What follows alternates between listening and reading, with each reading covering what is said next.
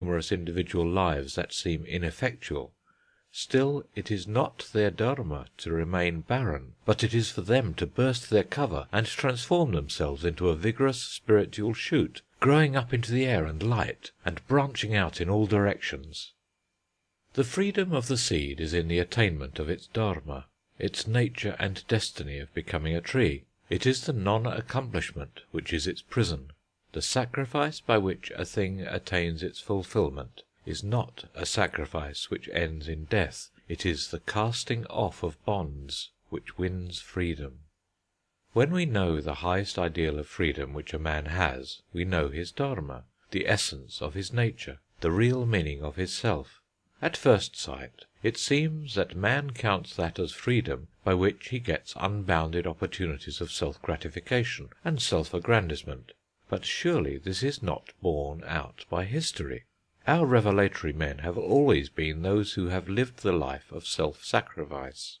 The higher nature in man always seeks for something which transcends itself, and yet is its deepest truth, which claims all its sacrifice, yet makes this sacrifice its own recompense. This is man's dharma, man's religion, and man's self is the vessel which is to carry this sacrifice to the altar. We can look at ourself in its two different aspects, the self which displays itself, and the self which transcends itself, and thereby reveals its own meaning. To display itself it tries to be big, to stand upon the pedestal of its accumulations, and to retain everything to itself. To reveal itself, it gives up everything it has, thus becoming perfect, like a flower that has blossomed out from the bud, pouring from its chalice of beauty all its sweetness. The lamp contains its oil, which it holds securely in its close grasp, and guards from the least loss. Thus is it separate from all other objects around it, and is miserly. But when lighted, it finds its meaning at once. Its relation with all things far and near is established, and it freely sacrifices its fund of oil to feed the flame. Such a lamp is our self. So long as it hoards its possessions, it keeps itself dark. Its conduct contradicts its true purpose. When it finds illumination, it forgets itself in a moment, holds the light high, and serves it with everything it has. For therein is its revelation. This revelation is the freedom which Buddha preached. He asked the lamp to give up its oil. But purposeless giving up is a still darker poverty, which he never could have meant. The lamp must give up its oil to the light, and thus set free the purpose it has in its hoarding. This is emancipation. The path Buddha pointed out was not merely the practice of self-abnegation, but the widening of love, and therein lies the true meaning of Buddha's preaching. When we find that the state of nirvana preached by Buddha is through love, then we know for certain that nirvana is the highest culmination of love, for love is an end unto itself. Everything else raises the question why in our mind, and we require a reason for it. But when we say, I love, then there is no room for the why. It is the final answer in itself. Doubtless even selfishness impels one to give away, but the selfish man does it on compulsion. That is like plucking fruit when it is unripe. You have to tear it away from the tree and bruise the branch.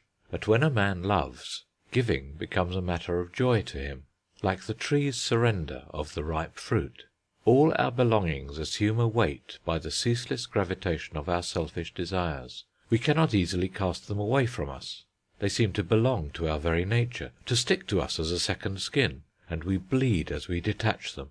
But when we are possessed by love, its force acts in the opposite direction. The things that closely adhered to us lose their adhesion and weight, and we find that they are not of us. Far from being a loss to give them away, we find in that the fulfilment of our being. Thus we find in perfect love the freedom of ourself. That only which is done for love is done freely, however much pain it may cause. Therefore, working for love is freedom in action. This is the meaning of the teaching of disinterested work in the Gita. The Gita says action we must have, for only in action do we manifest our nature. But this manifestation is not perfect so long as our action is not free. In fact, our nature is obscured by work done by the compulsion of want or fear. The mother reveals herself in the service of her children. So our true freedom is not the freedom from action, but freedom in action, which can only be attained in the work of love. God's manifestation is in his work of creation, and it is said in the Upanishad, "Knowledge, power, and action are of his nature." They are not imposed upon him from outside. Therefore his work is his freedom, and in his creation he realizes himself. The same thing is said elsewhere in other words. "From joy does spring all this creation. By joy is it maintained. Towards joy does it progress, and into joy does it enter." It means that God's creation has not its source in any necessity. It comes from his fullness of joy. It is his love that creates. Therefore, in creation is his own revealment. The artist who has a joy in the fullness of his artistic idea objectifies it, and thus gains it more fully by holding it afar. It is joy which detaches ourselves from us, and then gives it form in creations of love, in order to make it more perfectly our own. Hence there must be this separation, not a separation of repulsion, but a separation of love. Repulsion has only the one element, the element of severance, but love has two, the element of severance, which is only an appearance, and the element of union, which is the ultimate truth. Just as when the father tosses his child up from his arms, it has the appearance of rejection, but its truth is quite the reverse. So we must know that the meaning of our self is not to be found in its separateness from God and others, but in the ceaseless realization of yoga, of union, not on the side of the canvas where it is blank, but on the side where the picture is being painted. This is the reason why the separateness of our self has been described by our philosophers as Maya, as an illusion, because it has no intrinsic reality of its own. It looks perilous. It raises its isolation to a giddy height, and casts a black shadow upon the fair face of existence.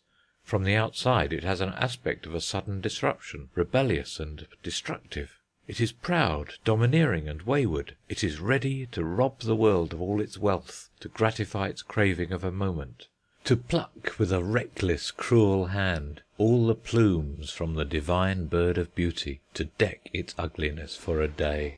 Indeed, man's legend has it that it bears the black mark of disobedience stamped on its forehead for ever.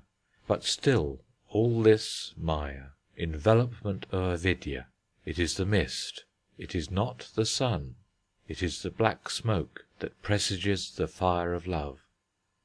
Imagine some savage who, in his ignorance, thinks that it is the paper of the banknote that has the magic, by virtue of which the possessor of it gets all he wants.